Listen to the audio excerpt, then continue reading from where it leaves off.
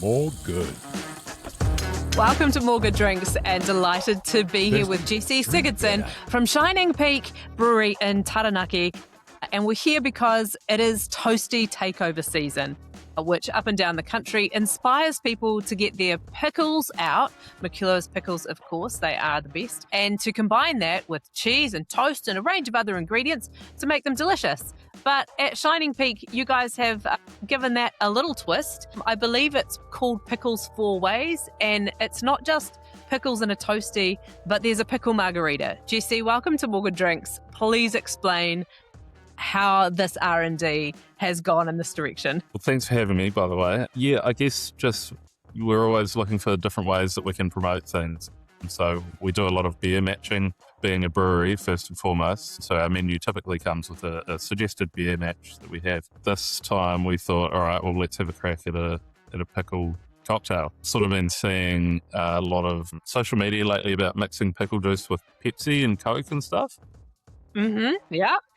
That was kind of the inspiration is, let's have a crack at something here. And so I left it with our expert mixologists up in the bar, and they came up with this pickle marg, which is really awesome. Oh, fantastic. So on your way, on their way to defining what would become the pickle margarita, was there a trial of various social media fads like the pickle and Coke, or was that fairly quickly bypassed? But yeah, that was fairly quickly bypassed, actually. It was pretty quick, to be honest, pretty quick process. I think put it to Luke, who's our restaurant and bar manager, and he came up with a pickle marg straight off the bat. So it's just kind of, I think, that sort of light, zesty acidity just kind of suits a margarita perfectly.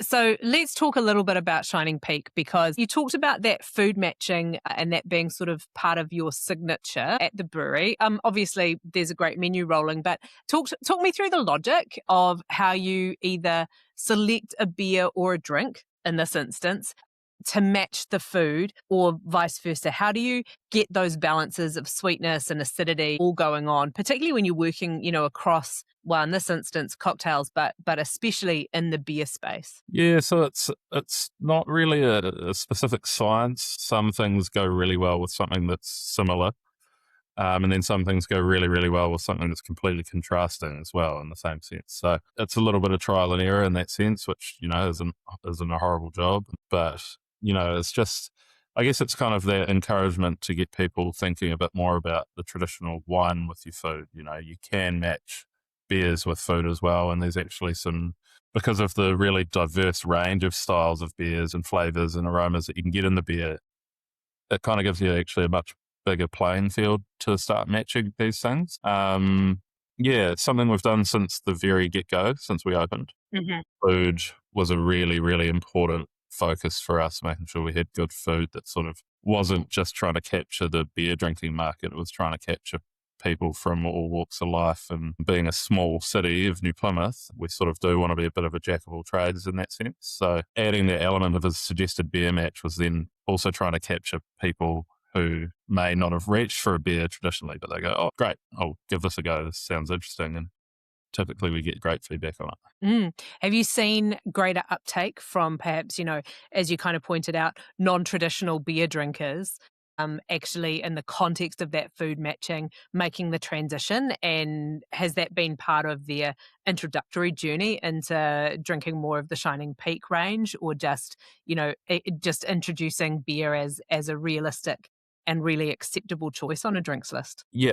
Yes, to sort of both sides of that. I think, the food and drink matching has probably opened up a lot of eyes to the beer, but I think also just the sort of setting that we've provided at Shining Peak, it's just a bit sort of, a bit more ambience and a slightly finer menu than your traditional kind of brew pub, has really sort of expanded people into drinking more beer, which has been really great. It's been a real pleasure to see as we've sort of gone through our 7 years opening of being open now.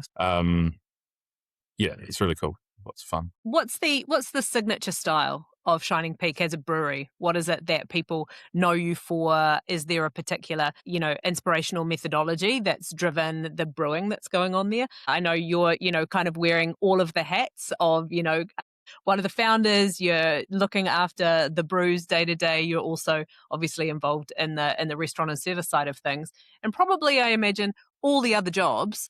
But where does that direction and focus on the beer, where does it come from, and what is it presenting itself as sort of the house style? Yeah, so I mean, we've got such a broad range of styles of beer, but the first focus that we always come down to is drinkability. It needs to be something that you can feel happy to drink two or three glasses of, as opposed to kind of one and then working your way through it and then being done with it. So yeah, just always about drinkability and sort of accessibility in that sense. Yeah, and then overall for the entire business, I guess I'd love to say that the beer is a huge part of it, and it is, but I think it's more the actual sense and feel of the place, which is really captured everyone here.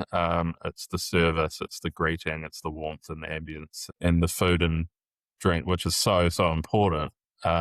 Does come a little bit secondary to that because it's that service that's sort of really bringing people back. So would it be fair enough to say in that particular instance that it's a hospitality led venture that also delivers really good food and drink experiences? That kind of feels like what you're laying down in terms of how you see your place in the community. Yeah, yeah, absolutely. And there was sort of always the intention is to sort of create that central hub of the social element, and then everything else sort of follows on from there. And it has followed on from there to the extent that we now sell beer right around the country, but it all did stem from just having this really nice, successful little brew pub in central New Plymouth. And then it's led us to actually open another venue down in Christchurch as well. So just building on that hospitality element. Talk to me a little bit about how you see your customers and what that connection to people looks like. As I was researching and getting to understand a little bit about the brewery, one of the things that came up first and foremost is this kind of 5% project piece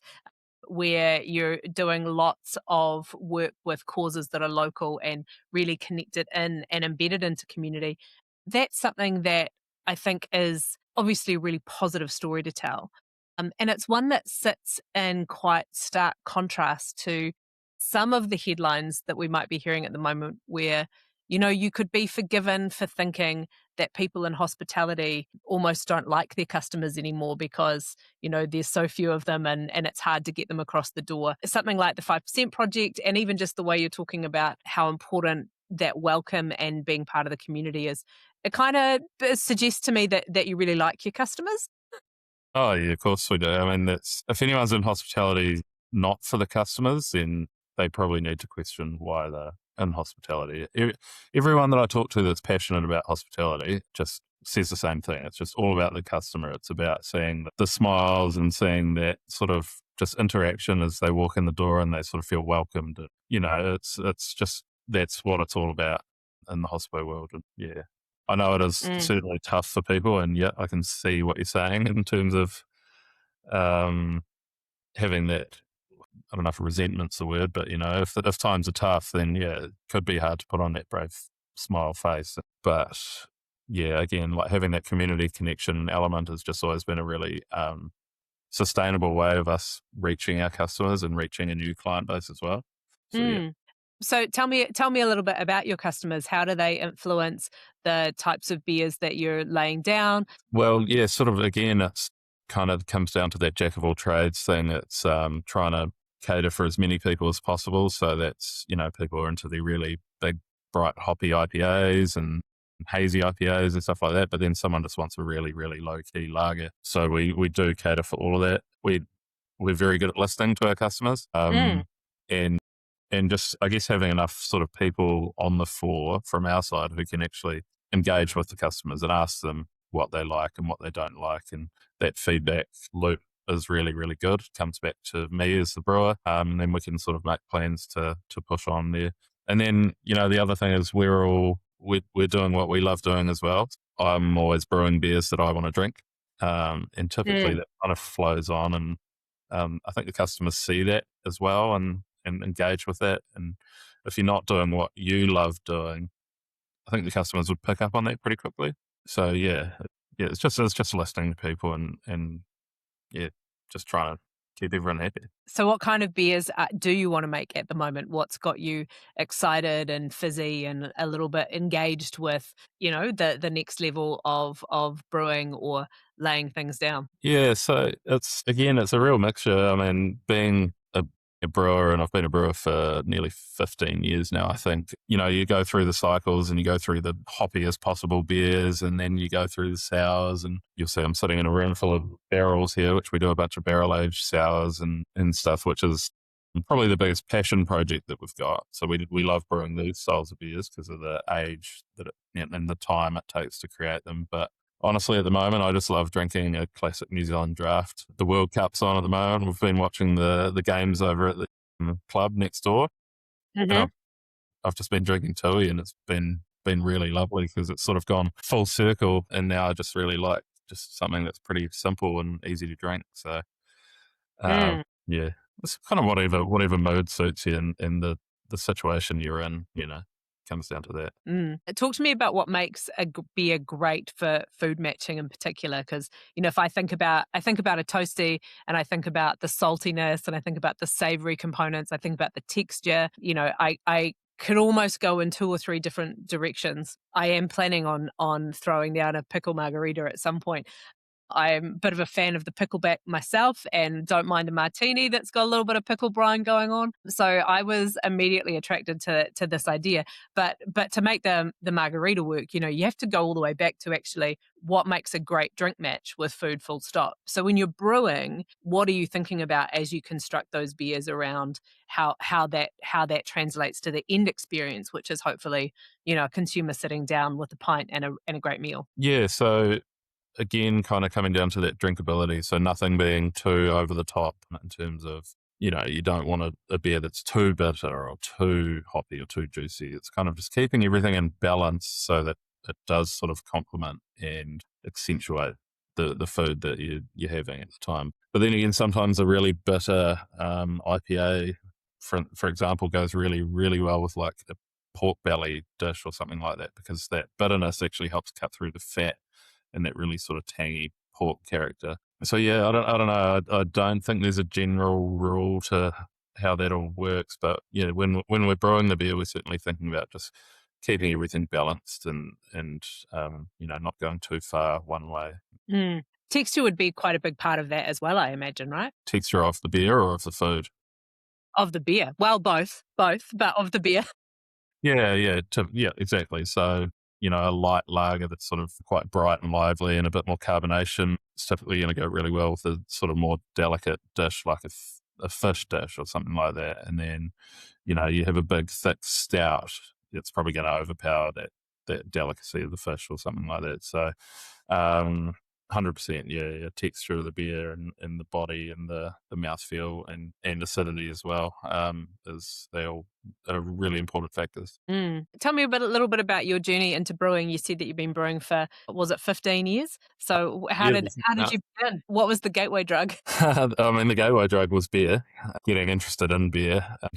Yeah, I had a few good friends who were actually in the brewing industry at the time, got into a bit of home brewing, and basically the only way at that time was to just find a local brewery and offer your services and say, hey, I'm going to come scrub the floors and clean kegs, but I want to learn at the same time. That's how I got into it. Started at a little brewery just north of New Plymouth called Whitecliff's Brewery, or also known as Mike's Brewery. They've been around for a long time and spent my first almost 7 years brewing there. So just learning on the job and just, I guess, finding your passion for it, and you do your hours at the brewery, but then you're also taking it home and you're reading and you're jumping on forums and doing the odd homebrew in the garage and stuff like that, just to really sort of develop as you go. Mm. Have you walked through phases as a brewer where you've perhaps gone down, as so many beer lovers, have gone down the big, hazy,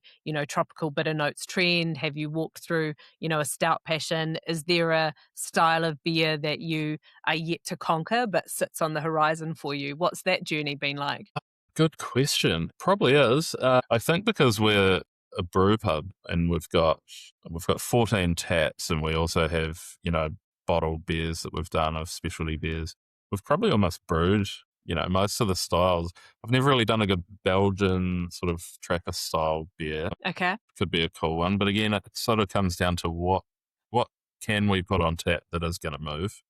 Yeah, right. Is a big 10% Belgian quadruple going to sit around for a while? And the answer is probably yes. Those are the ones that we typically put into bottles, and we have it sort of on our reserve menu list, which is quite nice, and it sort of adds a little bit of specialty to the experience when you're drinking it. Is there a particular brew that's on tap at the moment that you are just absolutely loving? Good question. Yeah, what have we got? Well, we've got one which is coming up, which we've just packaged, but it's under embargo until the end of the Oh, for a okay. competition that they're hosting. Right.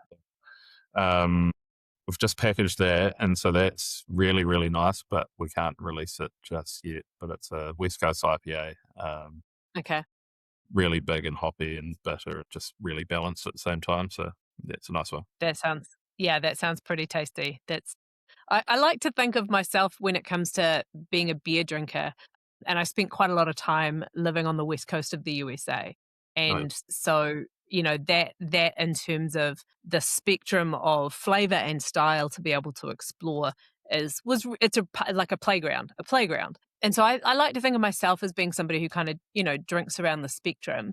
I'm interested always when I talk to brewers, two questions. One, and these weren't on the prep list, so I apologize in advance. But the first is, where do you think the New Zealand beer drinker is going? Are they growing? Are they becoming more diverse as an audience? Are they becoming more experimental, or are they kind of staying true to, perhaps the core kind of, four styles that also dominate the supermarket aisle? Yeah, it's a really good question. You sort of feel like the trends are going towards sort of simpler styles like lagers, and Mhm.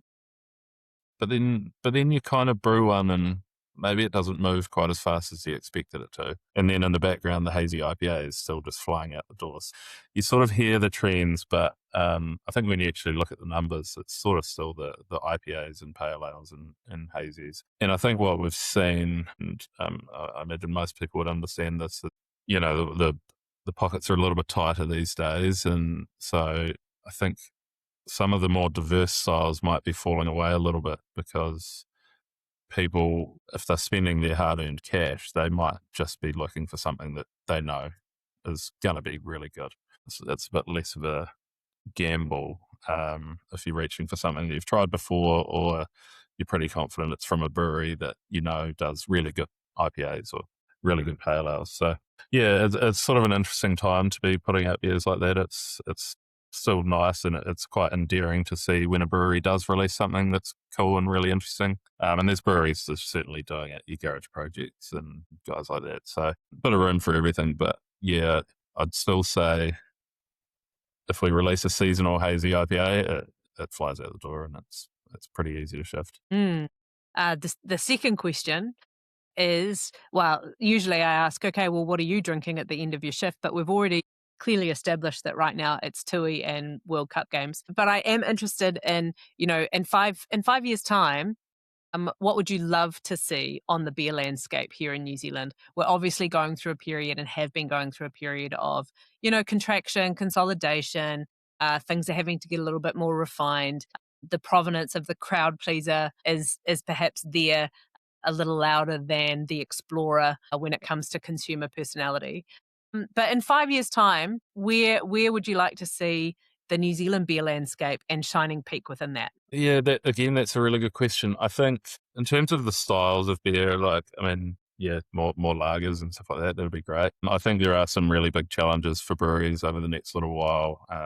Tax is consistently going up, but it's very hard to put your prices up at the same time to compensate. So yeah, I think it's going to be ways around that, and how we sort of all figure out how to get around these sort of tax issues and the rising costs, and without having to pass it on to the customer. So that's getting very deep and serious, but it is a serious thing, and it's going to be interesting to make sure that breweries that brew great beer continue to brew great beer, and we can still sort of get them, and it's all still accessible in 5 years' time.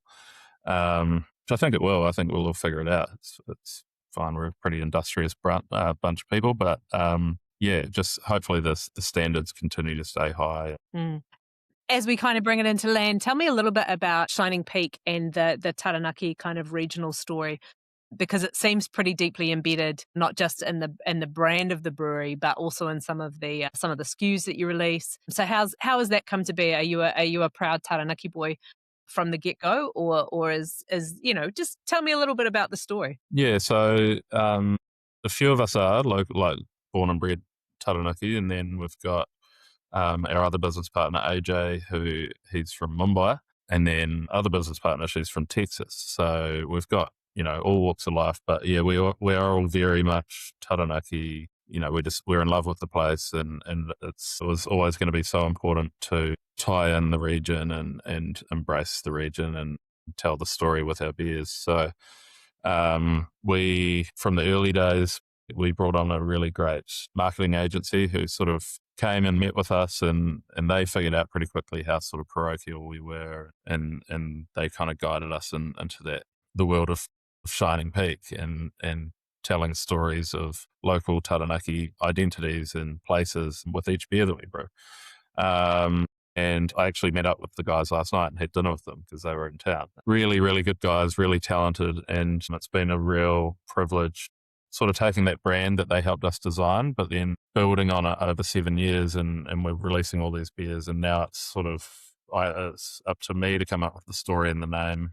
And then we send it off to them and they just kind of build in the imagery, which has been, I think, probably, it's obviously a lot of fun brewing beer and drinking the beer and doing all that. But I think coming up with these stories and creating these little quirky identities to our beers has been one of the really, like, the most rewarding parts of Shining Peak. And yeah, the locals love it. And it's just, we've got a big wall of posters that come with each beer. And it's just really satisfying when you sort of see someone just kind of stop and take 5 minutes to read all the stories and check out the posters. It's, yeah, it's really cool. Do you have a particular favorite little darling story and beer? There's one called the Octopus Clamp, which is a great beer in itself, but the branding's fantastic and it's a very eccentric story, which I won't get into too far. But yeah, it's if you do see it, check it out. It's really cool. Well, that's what I was needling for. I was needling for one of those great Taranaki stories. Yeah.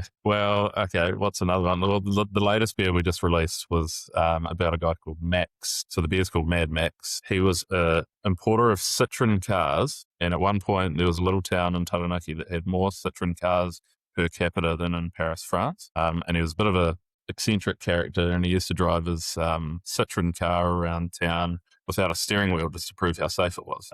Yeah, it's just this, really deep into the archives, finding these quirky little stories, and it's great to bring them to life. Mm-hmm. That tracks, Mad Max tracks with most Citroen drivers and owners that I know. So there you go. Well done. So bringing it back to the Toastie, have you had it yourself? What can you describe it to us? Because I haven't made it to Taranaki yet to try this infamous Toastie. But walk us through it and also tell us a little bit about how that pickle margarita goes alongside. Yeah, so it's, and the chefs will have to forgive me if I forget an element here, but there is a lot of elements to it. Pickles being a heavy focus, so it's got pickle bread, and then it's a smoked beef, smoked cheddar with caramelized sweet onion and pickle relish, and then it comes with pickle aioli, and then it comes really beautiful beef consomme as well that's that you dip it in. Yeah, so the classic kind of the Philly dip kind of thing going on. Okay. Yeah, so I just had a beef dip for the first time last year in Vancouver, and it's amazing how much actual rich flavour that gives the Toastie. And then of course it's full of McClure's pickles as well, which just that acidity really helps kind of cut through all that the fatty beef, and it's just I had one yesterday, and it's just one of those really good comfort sort of foods. You finish it and you just feel like really satisfied. And then we've got the pickle marg, which is lemon juice, tequila, triple sec, sweet and spicy pickle juice, and then dusted the rim with pickle and chili salt. And it's really nice. Yeah. It's got acidic, it's got that tequila bite. It's just, it's really cool. So the guys Delicious. have done well. The guys have done really, really well.